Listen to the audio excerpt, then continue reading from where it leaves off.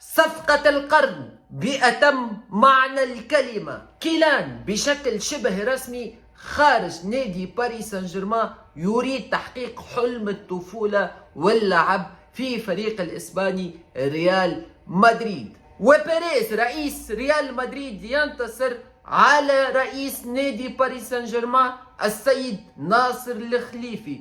شو قلت هلا؟ لحظة يا عم الناصر، والله العظيم بمزح معك.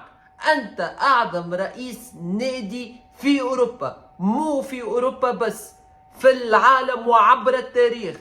بمزح معك يا عم. كفانا من عم الناصر وبيريز وندخل مباشرة في صلب الموضوع. ليكيبا الفرنسية أشهر وأعرق المجلات الرياضية، مو في فرنسا بس في العالم. لما بتقول 1+1=2 بنصدقها، اوكي، لانها اكثر المجلات الرياضية مصداقية. قالت بالحرف الواحد البارحة بالفرنسية كيلان أوبورت ريال مدريد، يعني كيلان على ابواب ريال مدريد.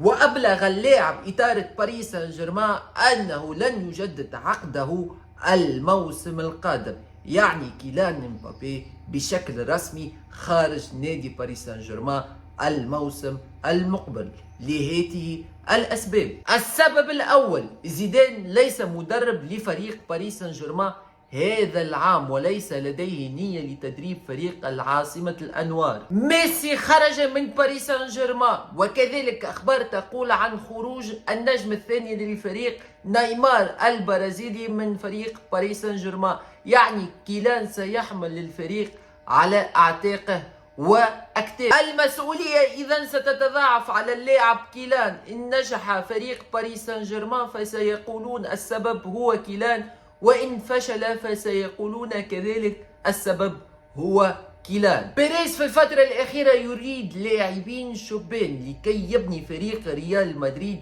على مدى البعيد، والنجم الفرنسي كيلان مناسب لهذا المشروع، مع العلم أنه اللاعب عمره 24 عام فقط. كيلان أكد هذا الصيف أنه سيبقى مع فريق باريس سان جيرمان، يعني في الصيف المقبل بإذن الله سيكون كيلان مع فريق ريال مدريد. تعليقاتكم شباب، ولا تنسوا مشاركة هذا المقطع الفيديو مع أصدقائكم.